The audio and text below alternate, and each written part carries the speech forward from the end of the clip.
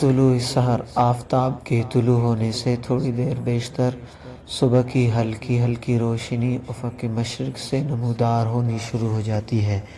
جیسا کہ اوپر بیان ہو چکا، تمام دنیا پر شب کی سیاہی اور جہالت و کفر کی تاریکی چھائی ہوئی تھی۔ اس عالمگیر گمراہی کے شب تاریکی کے ختم ہونے کا وقت آیا تو طلوع آفتاب کی خبر دینے کے لیے اول سپیدی سحر نمودار ہوا۔ ملک عرب میں جو مرکز تاریکی بنا ہوا تھا اور جس کے ریگستانوں میں شرک و عصیاں کی آندھیاں چل رہی تھی، خود بخود ایسے نشانات ظاہر کرنے لگے جن سے ثابت ہوتا تھا کہ اس ملک میں آفتاب رسالت طلوع ہونے اور ہدایت کا چشمہ پھوٹنے والا ہے۔ اقوام عرب ہزارہا سال سے ذلت و مسکنت اور جہالت و گمراہی کی زندگی بسر کر رہی تھی، لیکن بعثت نبوی نہیں بلکہ پیدائش نبوی صلی اللہ علیہ وسلم کے وقت سے قبائل عرب میں شریفانہ جذبات اور برے کاموں سے نفرت پیدا ہونے لگی تھی۔ ورقہ بن نوفل بن اسد بن عبد العزیٰ، عثمان بن حویرث بن اسد و زید بن عمر بن نفیل، عمر بن خطاب رضی اللہ تعالی عنہ، عبید اللہ بن حجش وغیرہ کئی شخص ایک جگہ جمع ہوئے اور اپنے عقائد و اعمال پر غور کرنے لگے۔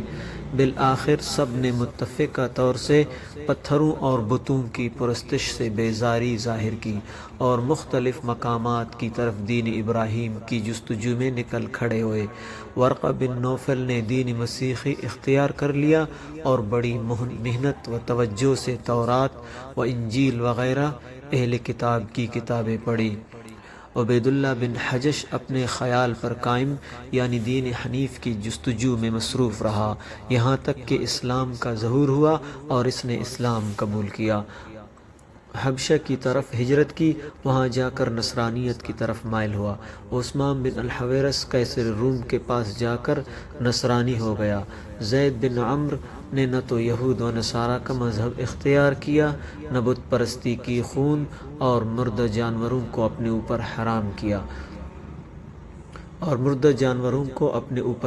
کیا، قطع رحم اور خون ریزی سے پرہیز کیا۔ جب کوئی شخص ان سے دریافت کرتا تو کہتے کہ میں رب ابراہیم علیہ السلام کی پرستش کرتا ہوں، بتوں کی برائیاں بیان کرتے اور اپنی قوم کو نصیحت و ملامت کرتے۔ اکثر ان کی زبان پر یہ لفظ جاری ہوتے تھے کہ اللہم لو انی اعلم الوجوہ احب الیک لعبدک ولکن لا اعلم، یعنی اے اللہ اگر میں اس بات سے واقف ہو جاتا کہ کس طرح تیری عبادت کی جائے تو میں ضرور تیری عبادت کرتا اور تیری رضامندی حاصل کرتا، لیکن میں تو تیری رضا کی راہوں سے ناواقف ہوں۔ یہ کہتے ہوئے اور سجدے میں چلے جاتے۔ کاہنوں اور منجموں نے بھی یہ کہنا شروع کیا کہ ملک عرب میں ایک عظیم الشان نبی پیدا ہونے والا ہے اور بہت جلد اس کی حکومت ظاہر ہوا چاہتی ہے۔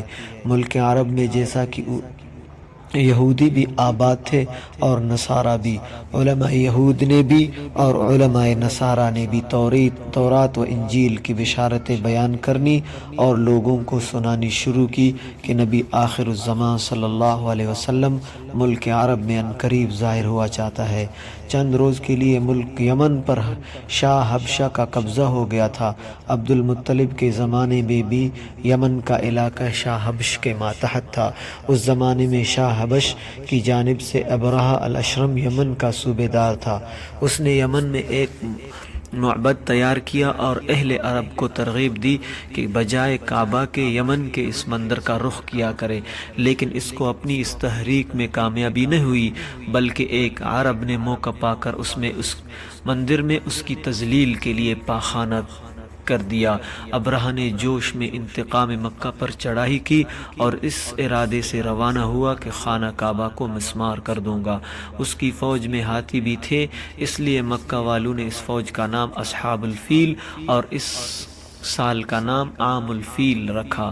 مکہ کے قریب پہنچ کر ابرہہ نے جب مقام کیا، ٹھہراؤ کیا، تو قریش مکہ اس فوج کے آنے کی خبر سن کر خوف زدہ ہوئے، کیونکہ ان میں اس فوج کے مقابلے کی طاقت نہ تھی۔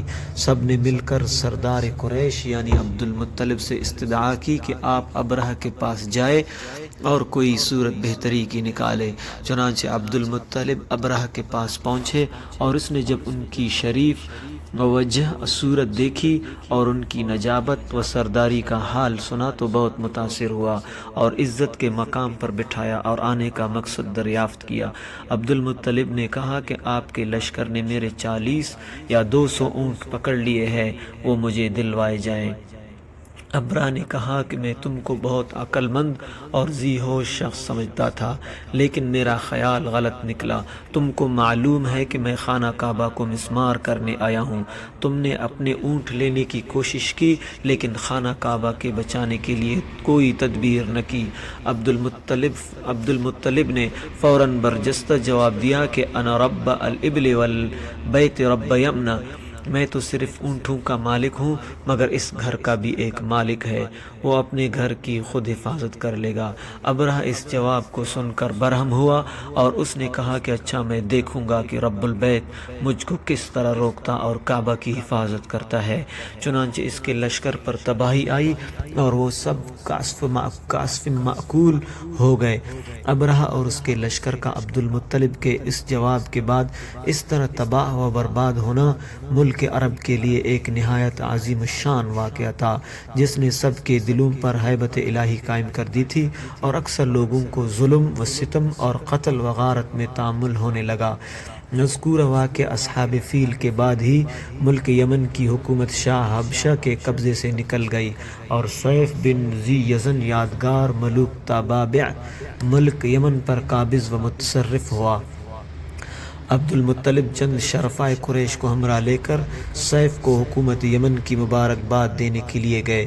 سیف بن ذی یزن نے اپنے علم و واقفیت کی بنا پر عبد المطلب کو خوشخبری سنائی کہ نبی آخر الزمان صلی اللہ علیہ وسلم، جس کا تمام ملک اور ہر قوم کو انتظار ہے، تمہاری اولاد سے ہوگا۔ اس بات کی عام طور پر شہرت ہوئی۔ تمام شریک وفد شرکا کو اس بات کا شبہ ہوا کہ وہ نبی ہماری اولاد سے ہوگا۔ اب لوگ اہل کتاب کے احبار و رہبان کے پاس جا کر نبی آخر الزمان صلی اللہ علیہ وسلم کے حالات اور علامات دریافت کرنے لگے۔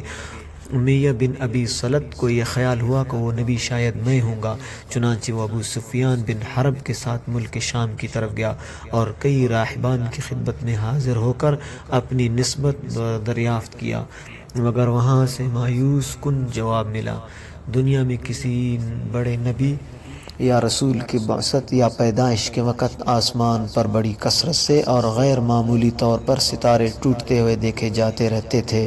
چنانچہ اس کثرت سے غیر معمولی طور پر رسول صلی اللہ علیہ وسلم کی پیدائش کے قریب شہاب ثاقب آسمان پر نمودار ہوئے اور علماء اہل کتاب نے حکم لگایا کہ یہ نبی آخر الزمان صلی اللہ علیہ وسلم کی پیدائش کا زمانہ ہے۔